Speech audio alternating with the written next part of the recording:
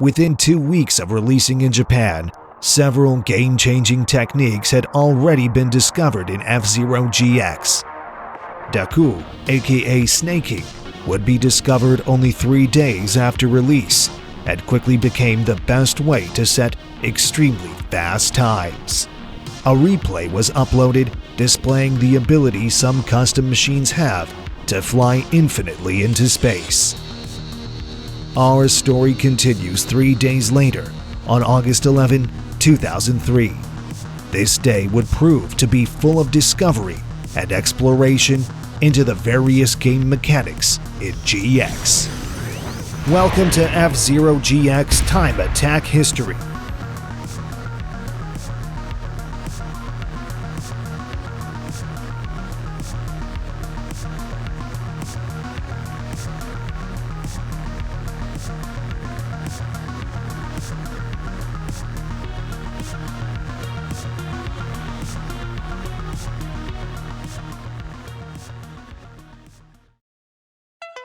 On August 11, 2003, Japanese player Mumu writes on his blog about a weird boosting technique he discovered on Sand Ocean Lateral Shift.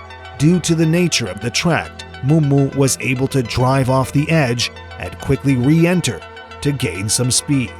We now know this as shift boosting, but at the time, this concept had never been explored. Mumu continued to stay on the cutting edge of max speed strategies and advanced techniques and shared his insight on his public blog. The many strategies Mumu described in his blog posts would go on to define efficient max speed play forever.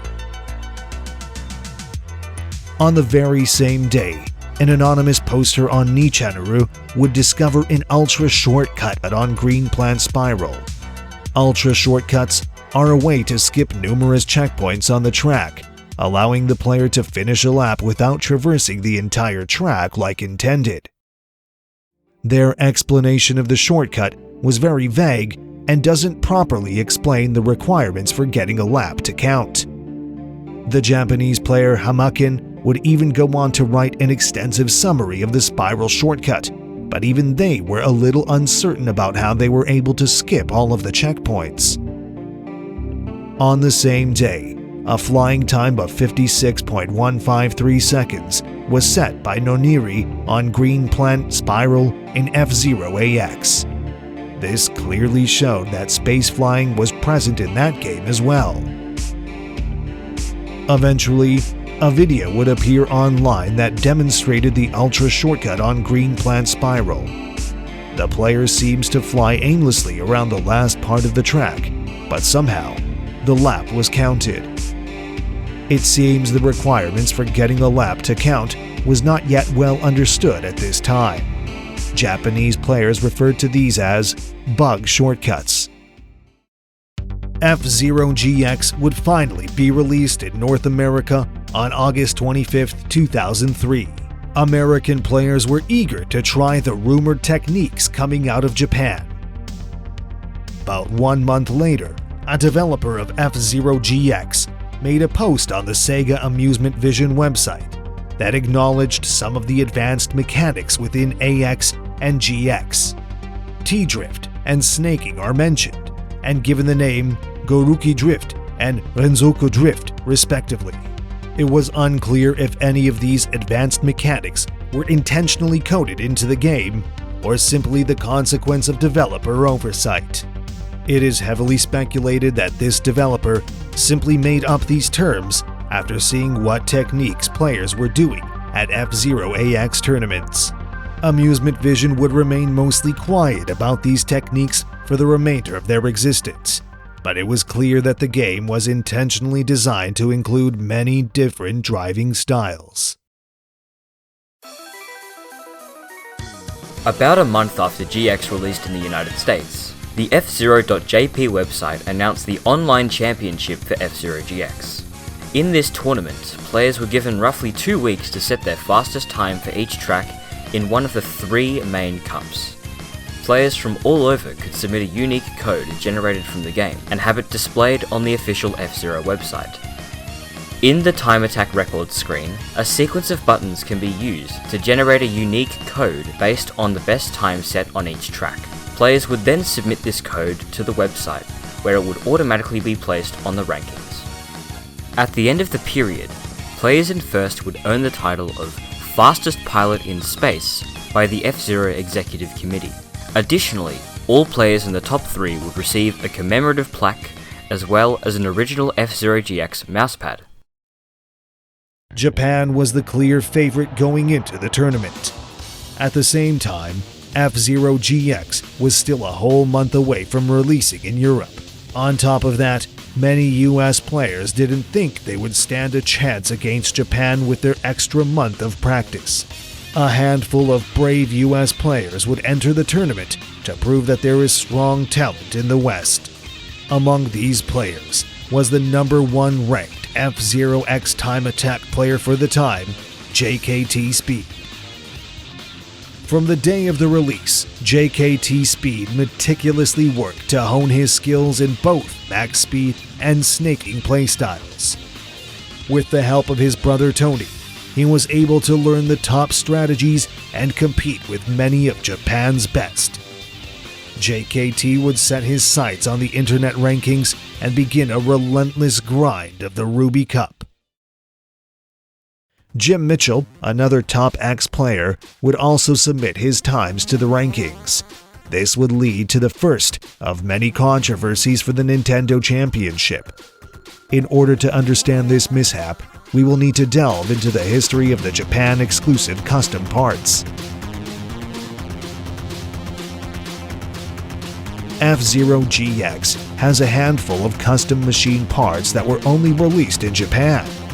These parts were distributed at live events being held at the time, similar to the mystery gift events common for Pokemon games. These events are the only legitimate way of obtaining the parts, so all other players were forced to use cheat devices, such as Action Replay, to obtain them. The special parts themselves were fairly balanced, but a few of them would prove to be slightly better than what was unlocked in the base game. The most desired part was the cockpit Maximum Star. Maximum Star is very comparable to Combat Cannon, which is generally considered to be the best cockpit in the game. Maximum Star is slightly heavier than Combat Cannon, which we now know provides a little extra speed. Jim Mitchell, also known as MIJ, was rightfully upset about the unfair advantage Japanese players had, so he resorted to using a cheat code device called Action Replay. This allowed him to easily obtain every custom part within a matter of minutes. MIJ would use the Maximum Star cockpit to create the Omega Glider V2 and use it to set a top 3 time in the Ruby Cup rankings. MIJ's run would later be removed from the ranking as it clearly used a cheat device to obtain the part. Even to this day, players are forced to use external means to obtain the event-exclusive parts. September 25th would mark the beginning of Ruby Cup submissions. Players would have until October 16th to set their best time on all 5 of the Ruby tracks. During one of the many snaking sessions on Mute City, Twist Road, JKT would make a monumental discovery that fundamentally changed how GX is played forever. JKT was quickly approaching the section of Twist Road that loops upwards over itself, which is known for making your ship lose a lot of speed. Even snaking would be greatly slowed down by sections such as this, but it was unclear why it worked this way.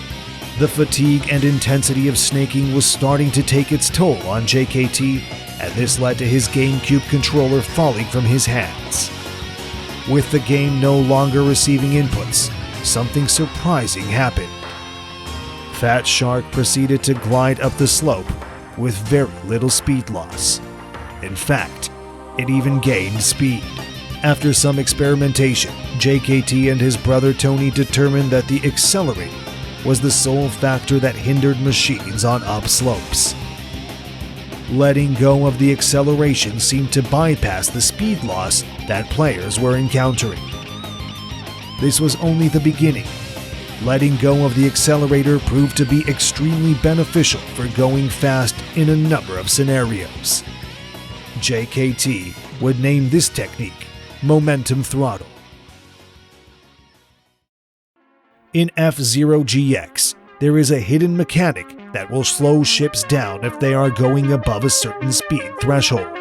The speed threshold differs for every ship, but for most top-tier machines, it is around the 1,200 to 1,400 kilometers an hour range, assuming it is using 100% settings. If the accelerator is on while driving above that speed, the ship will start to decelerate rapidly until you are back around the 1,100 km/h range. In many of these cases, simply turning the accelerator off will bypass this mechanic entirely. It seems like such an obvious oversight in hindsight, but letting go of the gas in a game like F-Zero is something players never think to do. The accelerator is what makes the ship move in the first place. It also must be on in order to use any function that isn't steering or strafing. A few days later, MT would assist the brothers in finding yet another essential technique. While JKT was still practicing on Twist Road, he quickly turned his ship sideways and MT'd by letting go of the accelerator. While doing this, JKT also fully pressed the strafe trigger in the opposite direction. This combination allowed the strafing engine to pull the machine forward and reach very high speeds. JKT's brother Tony would go on to name the technique Momentum Turbo Slide, or MTS.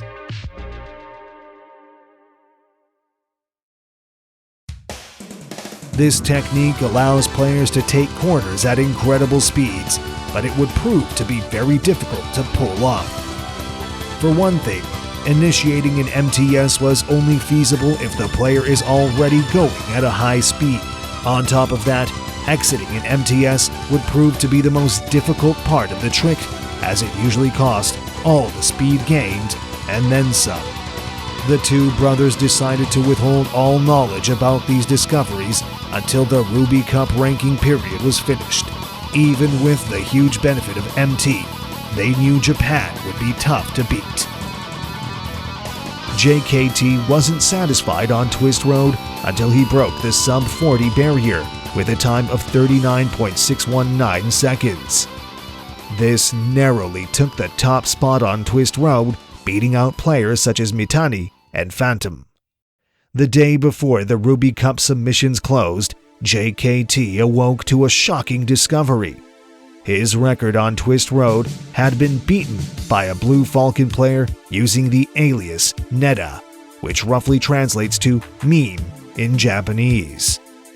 On top of that, the time claimed to use 100% max speed settings, which takes away any possibility of snaking or flying shenanigans. Players would later find out that this run was illegitimate, as the player never provided proof for the run.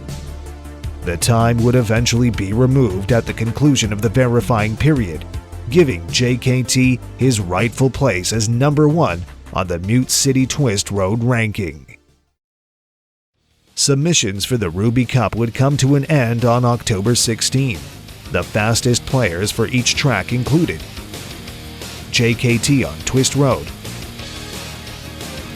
This particular run would even be featured on the front page of the official Nintendo website.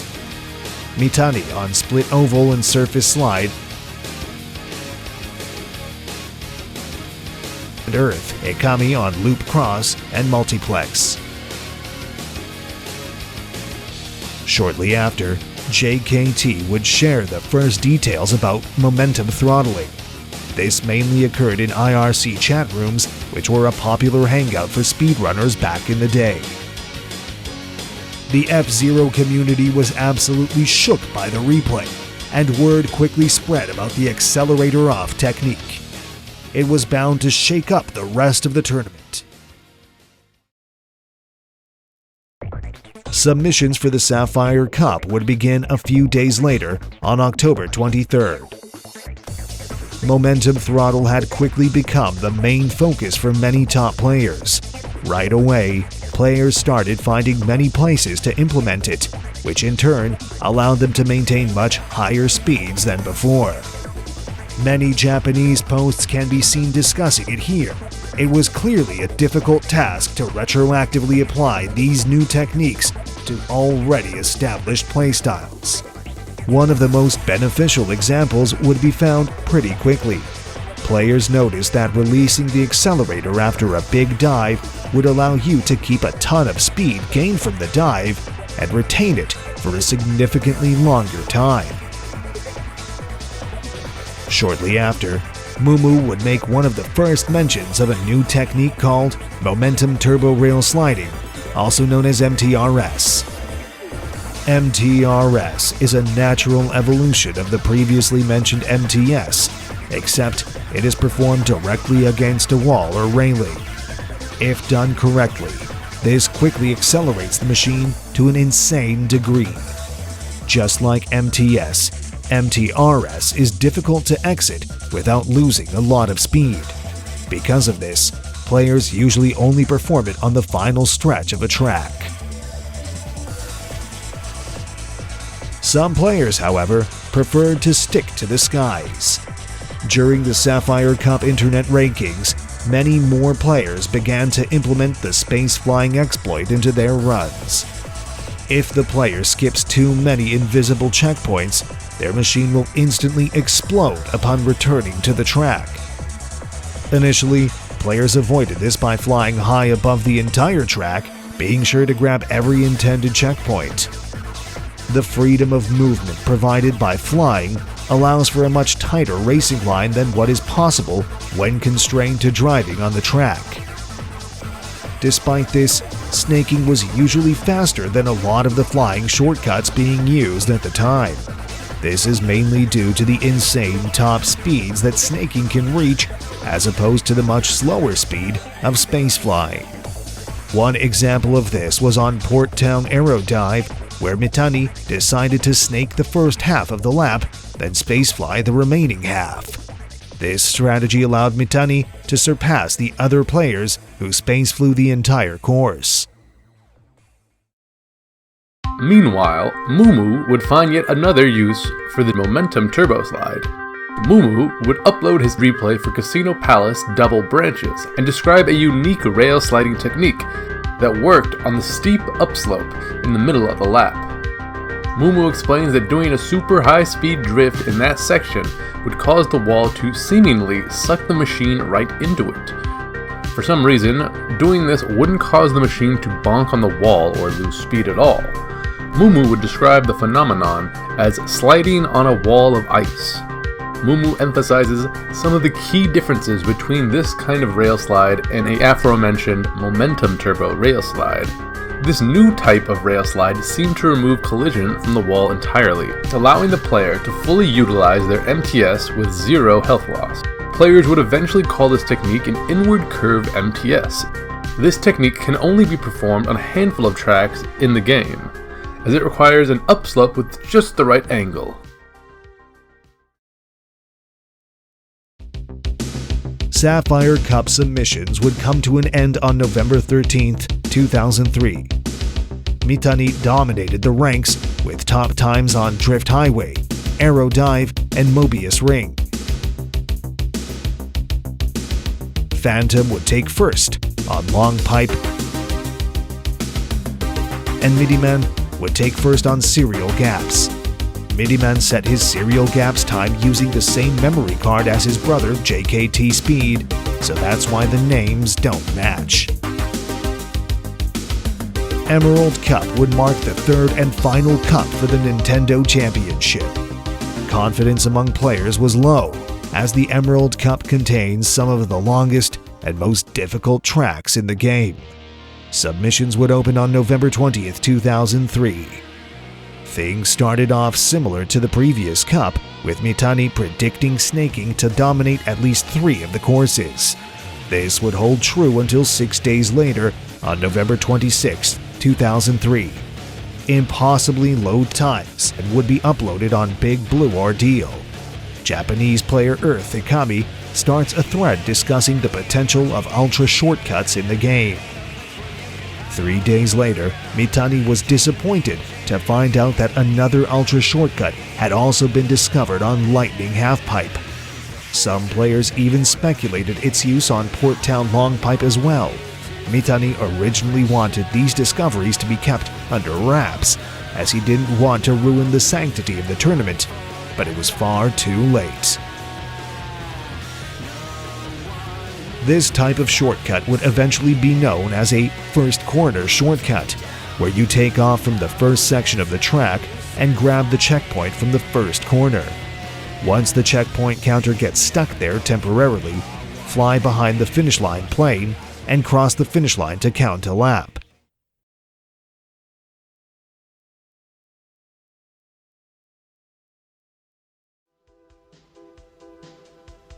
Players who submitted fast space flying times for Emerald Cup quickly found out about a bug in the game. For some unknown reason, times below 1 minute 20 seconds would not generate a valid submission code for 3 of the 5 Emerald Cup tracks. This includes Double Branches, Halfpipe, and Big Blue Ordeal. Because of this, players had no choice but to wait at the finish line and time their finish as close to 1 minute 20 seconds as possible. Hibiscus would go on to explain in a DM to Midiman that the fzero.jp website had a new Japanese exclusive form that allowed players to submit times below 1 minute 20 seconds. This form was the only way to submit your time without a passcode, as long as the player could mail in their memory card as proof. Players overseas were outraged, as they didn't have access to the submission form. US and PAL players would have an additional hurdle to overcome. Time attack times below 20 seconds will result in a versus results screen and will not be saved in the game records. The Japanese version, however, doesn't have this issue and allows sub 20-second times to be saved.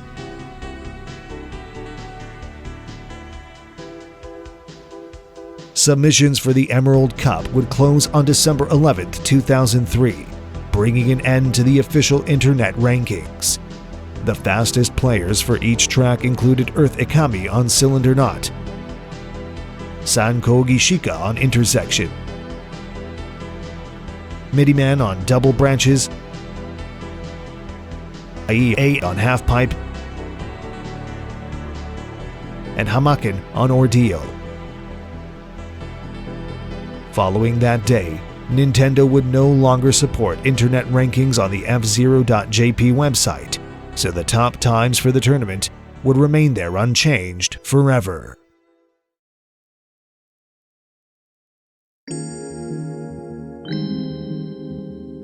That brings us to the end of this chapter, but the story is far from done. F-Zero GX would go on to live a long, healthy life with some of the most incredible records of all time.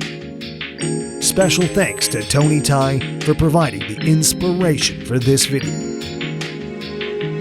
I hope you will join me next time on F-Zero GX Time Attack History. Thanks for watching.